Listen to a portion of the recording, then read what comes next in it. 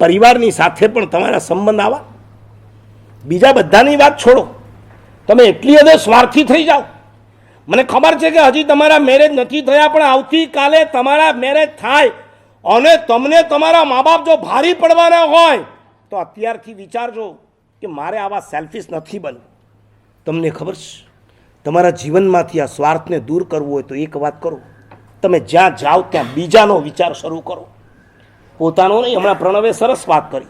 આપણે શું કર્યું, દરેક જગ્યાએ મારું શું, વેર એમ આઈ, હું જોઉં મારી જગ્યા ક્યાં છે.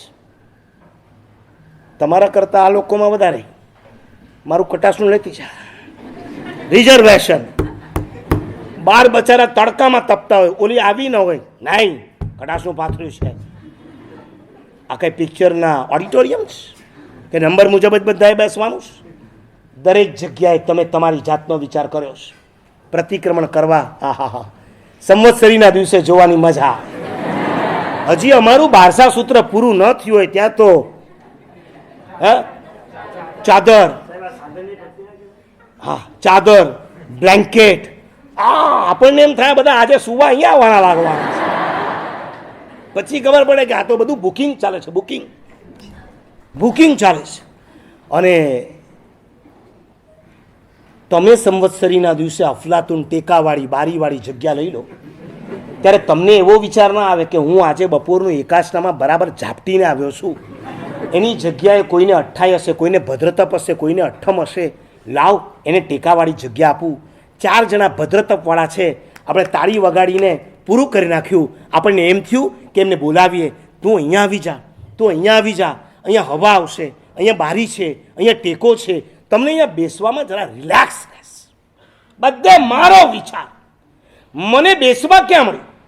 હું સંવત્સરીના પ્રતિક્રમણમાં જાઉં તોય મારો વિચાર, હું ગાડીમાં બેસું, ક્યાં બેસવાનું? બારીવાળી જગ્યા છે. અરે કોઈ એજેડ છે તો તમે ઊભા થાવ અને તમે કોઈને આપી શકો ખરા? આપણે સ્વાર્થી છીએ. ઉલટાનું કોક ઊભું થઈને ફટાક દઈને આપણે બેસી જઈએ.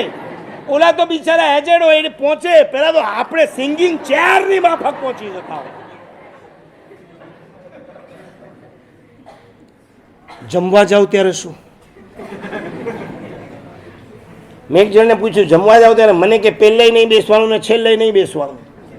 તો મેં કીધું ક્યાં બેસવાનું? મને કે વચ્ચે જ બેસવાનું. જો આ સેલ્ફિશ લોકોના મેથ્સ કેવા હોય છે, ગણિત કેવા હોય છે. મેં કીધું વચ્ચે કેમ બેસવાનું? મને કે જુઓ મહારાજ, કાંઈ ખબર ન હોય, ક્યારેક અહીંથી પીરસવાનું ચાલુ થાય ને ક્યારેક અહીંથી ચાલુ થાય. હવે અહીંયા વાળો ચાલુ કરે ને આપણે આ બાજુ બેઠા હોય કે અહીંથી ચાલુ થવાનું, તો આપણે આ સુધી આવતા તો બધું પતી ગયું હોય. અને આપણે એમ સમજીએ કે ના હવે અહીંથી ચાલુ થાય તો આપણે અહીંયા બેસો, ઓલો આમથી ચાલુ કરે. એના કરતાં છે ને વચ્ચે બેસવાનું, આમથી આવે ને આમથી આવે, બે બાજુ આવે.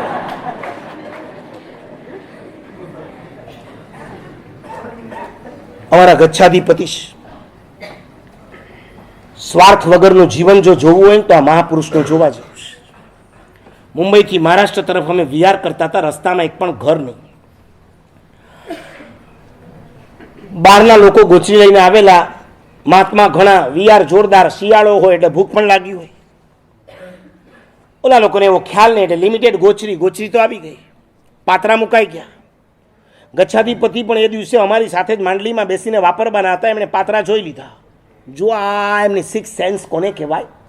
એના કરતાં પણ પરોપકાર, રસિકતા, પરાર્થ ભાવ કોને કહેવાય? એ મહાપુરુષે જોયું કે પાત્રામાં આજે આહાર એટલે કે દેટ મીન્સ રોટલી વગેરે ઓછી દેખાય છે. મહાત્મા ઘણા છે, રોટલી ઓછી છે. તરત પોતે ઊભા થયા. એટલે અમારા જેવાએ પૂછ્યું, મહારાજ વાપરવાનું બાકી છે, આપ પહેલાં વાપરી લો પછી. નહીં, આજે મારા પેટમાં જરા ગડબડ છે. અમે સમજતા હતા પેટમાં નથી ગરબડ, આ અહીંયા ગરબડ ચાલુ થઈ છે. માં કોને કહેવાય ખબર છે? ઘરમાં 4 પેંડા હોય ને ખાનારા 5 જણા હોય એ વખતે જે એમ કહે ને કે મને તો પહેલેથી પેંડો ભાવતો જ નથી, એનું નામ માં. માં કોઈ દિવસ પોતાના દીકરાઓને ખવડાવ્યા વગર ખાઈ ન શકે. આ અમારી માં છે. એની સાથે 25 ઠાણા હોય તો 25ની માં બની જાય ને 50 ઠાણા હોય તો 50ની માં બની જાય. એ પેલા અમારો વિચાર કરે કે આ લોકો થાક્યા છે, મારે ક્યાં વિહાર કર્યો? હું તો ડોલીમાં આવ્યો છું, મને ક્યાં એવી ભૂખ છે ફટાક દઈને હું પૂછું કે મહારાજ આપે ના મારે આજે ગરબડ છે ગેસ થઈ ગયો છે મને નથી મજા મારે વારંવાર ઠલ્લે જવું પડે એમ છે માટે તમે આગ્રહ નહીં કરો અમે સમજીએ કે મારા સાહેબ આ બધું અમને વપરાવવા માટે કરે છે અને પછી ન વાપરે તે ન જ વાપરે અમને બધી જ ગોચરી વપરાવી દે પોતે ભૂખ્યા રહે આનું નામ પરાર્થ